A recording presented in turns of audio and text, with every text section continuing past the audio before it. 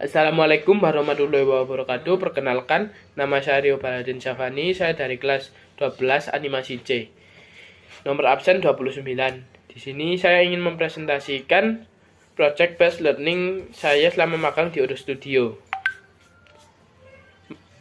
Presentasi ini disusun oleh kami berlima yang magang di Urus Studio. Namun di sini saya akan mempresentasikan secara individu.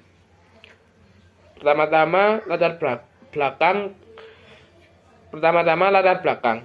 Urus Studio adalah tempat di mana kami melaksanakan praktik kerja lapangan. Setelah kurang lebih 14 bulan kami melakukan kegiatan PKL dan kebetulan mendapat kesempatan untuk extend melalui kegiatan di Urus Studio. Pastinya sekolah ingin tahu mengenai perkembangan siswanya di industri. Di tempat kami melakukan kegiatan praktik ini, kami telah ikut serta mengerjakan proyek yang berbeda-beda. Namun kami berlima telah ikut serta dalam kurang lebih 12 proyek pengerjaan film animasi. Di presentasi kali ini, saya akan mempresentasikan salah satu proyek yang kami ikuti pengerjaannya, yaitu Guts Gang Animation Series. Alasan kami memilih proyek ini sebagai materi presentasi karena proyek ini telah dipublis, sehingga kami mudah untuk mempresentasikan dan mengambil dokumentasi untuk proyek ini karena sudah tidak bersifat rahasia.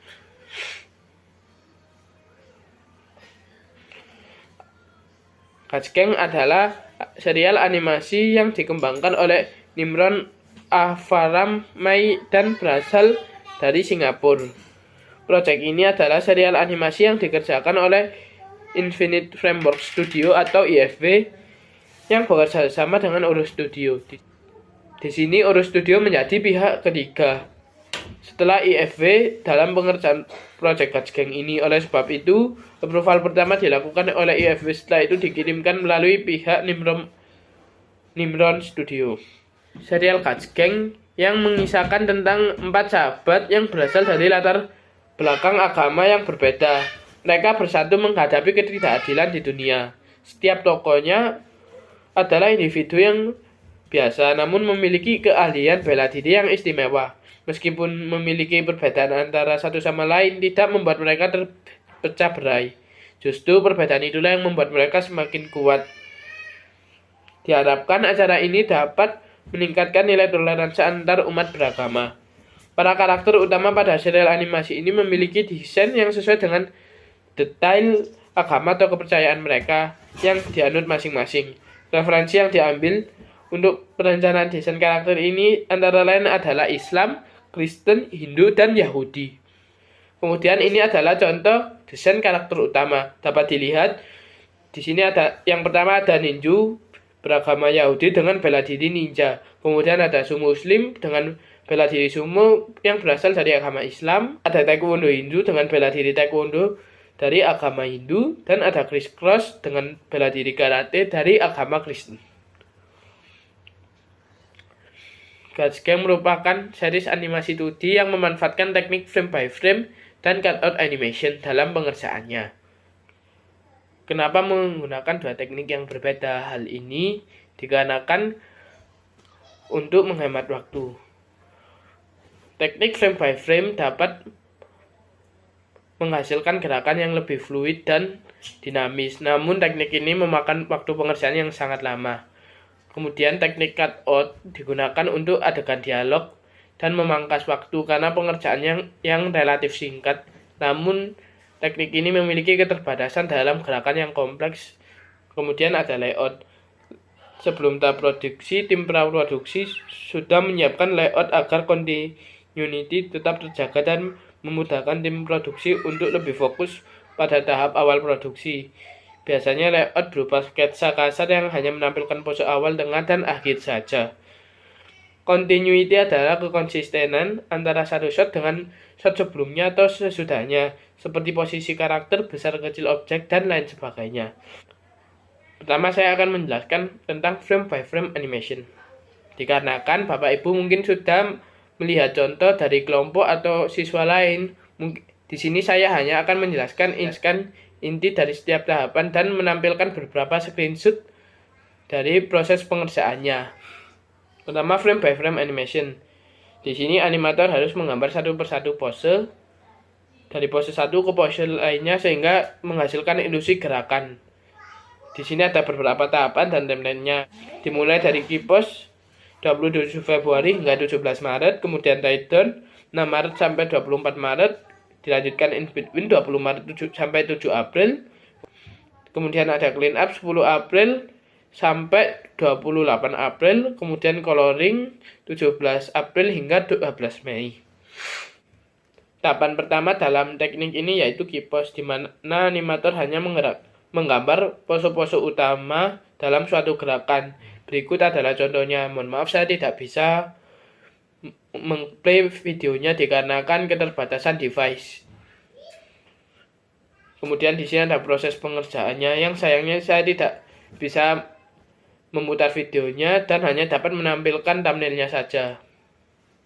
Kemudian ada Titan. Setelah tahap keypose, di sini kita memperjelas gambar supaya gambar lebih terlihat jelas dan detail-detail karakter mulai ditampilkan. Kemudian ada in between. Di sini animator menggambar gambar di antara pose kunci sehingga gerakan sudah terlihat mulus. Kemudian ada clean up. Di sini animator menyempurnakan gambar yang kasar menjadi lebih halus dan harus memperhatikan tebal tipis garis sesuai desain karakter. Dan terakhir tahap coloring. Di sini animator harus mewarnai gambar semua frame yang ada dan harus memperhatikan detail-detail kecil agar gambar tidak terlihat berlubang. Kemudian teknik kedua yaitu cutout animation. Cutout animation adalah animasi yang memanfaatkan aset rigging untuk properti maupun karakter. Workflow-nya hampir sama seperti frame by frame, hanya saja hanya terdiri dari rough animation dan final animation. Timeline-nya rough animation dimulai 27 Februari hingga 3 Maret. Kemudian dilanjutkan dengan final animation yang dimulai 3 Maret sampai 7 April. Sebelum menjelaskan setiap tahapnya, saya ingin menjelaskan apa itu asset rigging.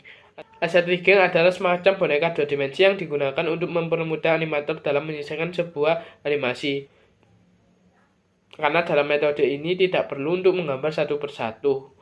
Asset rigging dapat digunakan untuk membantu animator mengerjakan set yang mudah seperti action yang simple atau dialog. Dalam tahapan pertama dalam teknik ini adalah rough animation, di mana animator hanya perlu membuat beberapa pose kunci seperti key animation sebelumnya. Kemudian ada final animation. Di sini animator harus menambahkan pose-pose lainnya di antara pose kunci sehingga membentuk ilusi gerakan. Di sini kita harus memperhatikan tebal tipis garis dan 12 prinsip animasi. Kemudian setelah shot disetujui oleh klien, shot akan diserahkan untuk tim kompos sehingga kami akan mengirimkan file output berupa PNG sequence, yaitu kumpulan PNG yang beruntutan sehingga membentuk gerakan. PNG sequence ini perlu dipisah per karakter, aset, dan background guna memudahkan tim kompos untuk menyusun shot tersebut. Kemudian untuk output dan render setting kita menggunakan 4K 25 fps supaya dapat terlihat jelas di layar yang besar. Dalam project ini setiap stage akan melewati tahap persetujuan oleh lead, kemudian dilanjutkan oleh IF Studio sebelum dilanjutkan untuk ke stage berikutnya, serta akan ada revisi dari klien sebelum dirender untuk kompos. Kemudian ada flowchart dari frame by frame animation.